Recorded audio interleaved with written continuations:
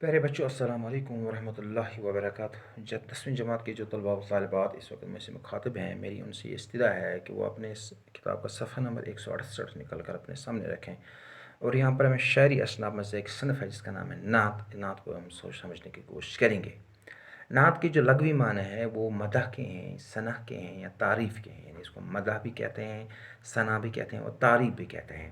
اصطلاح میں نعت اس صنف شعر کو کہتے ہیں جس میں پیغمبر اسلام حضرت محمد مصطفیٰ صلی اللہ علیہ وسلم کی جو مقدس سیرت اور صورت ہے کہ کسی بھی پہلو کی مدح کی جائے، کسی بھی پہلو کی تعریف کی جائے، اور اس میں حیت کی کوئی قید نہیں ہے، اس لیے یہ نعت جو ہے موضوعی صنف ہے، یعنی اس میں یہ موضوعی صنف ہے۔ یعنی آپ کو معلوم ہے کہ یہ وہ شعری صنف ہے، یہ وہ اشعار ہیں جن اشعار میں حضرت محمد مصطفیٰ صلی اللہ علیہ وسلم کی جو مقدس سیرت یا اور سیرت ہے، سیرت اور صورت، اس کی کسی بھی پہلو کی تعریف کی جائے یا مدح کی جائے، اس کو ہم نعت کہتے ہیں۔ جب ہم نعت گوئی کی ابتدا اور ارتقاء کے بارے میں جاننا چاہتے ہیں تو ہمیں اس یہ پتہ ملتا ہے کہ اس کا باقاعدہ جو آغاز ہوا ہے وہ دربار نبوی سے ہی ہوا ہے۔ دربار دور رسالت میں دربار نبوی کے شاعر حضرت حسان بن ثابت رضی اللہ تعالیٰ عنہ نے حضور صلی اللہ علیہ وسلم کی روبرو بارہا نعتیہ اشعار پیش کر کے داد تحسین حاصل کی ہے۔ یعنی سب سے پہلے جب ہم دیکھتے ہیں یہ جو سب سے پہلا جو نعت وہ شاعر ہے وہ عربی کے جو شاعر ہیں حضرت حسان بن ثابت رضی اللہ تعالیٰ عنہ، انہوں نے رسول اللہ صلی اللہ علیہ وسلم کی روبرو کئی بار مدحی اشعار پیش کر کے داد تحسین حاصل کی ہے۔ عربی زبان کے نعت گو شعراء میں سے حسان بن ثابت رضی اللہ تعالیٰ عنہ، کعب بن ظہیر رضی اللہ تعالیٰ عنہ سرفہرست ہیں۔ عربی کے بعد یہ جو نعت گوئی کی جو صنف ہے یہ فارسی میں منتقل ہوئی ہے، اور فارسی میں بھی نعت گوئی شروع ہوئی اور بڑے بڑے نعت گو پیدا ہوئے، جن میں فارسی کے نعت گو شعراء میں شیخ سعدی شیرازی رحمۃ اللہ علیہ، نظامی گنجوی، عبد الرحمن جامی وغیرہ جو قابل ذکر ہیں۔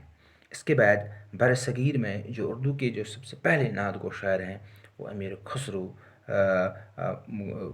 کو مانا جاتا ہے۔ یعنی امیر خسرو نے جو پہلے ہی جو اردو کے شاعر ہیں، انہوں نے نعت گوئی کا بھی آغاز کیا ہے۔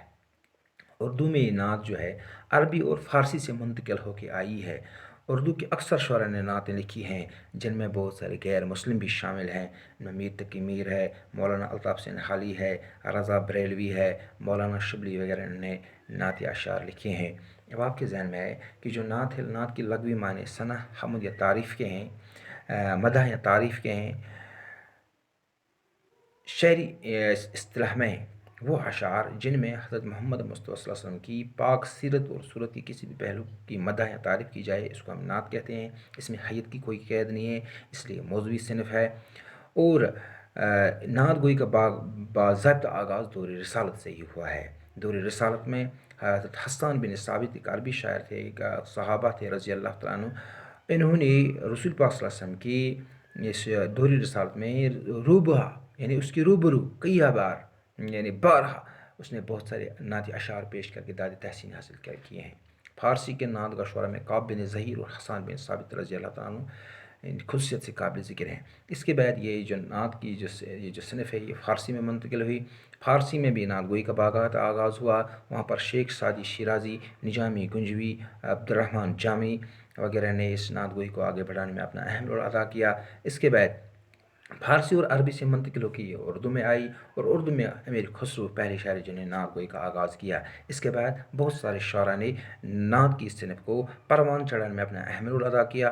ان میں مولانا الطاف حسین حالی، مولانا شبلی نعمانی، ڈاکٹر سارمہ اقبال، احمد یار خان، رضا بریلوی وغیرہ وغیرہ شامل ہیں۔ اور یہاں پر یہ بات بھی ضروری ہے، کہنی ضروری ہے کہ اردو میں جو نعت گوئی کے جو نعت گو شعراء ہیں ان میں بہت سارے غیر مسلم بھی ہیں جنہوں نے رسول پاک صلی اللہ علیہ وسلم کی کسی بھی سیرت یا صورت کے کسی بھی پہلو کی تعریف کی ہے۔ مجھے امید ہے آپ کو نعت پہ جو نوٹ سمجھ میں آیا ہوگا، اور آپ کو میں نے لکھایا بھی ہے۔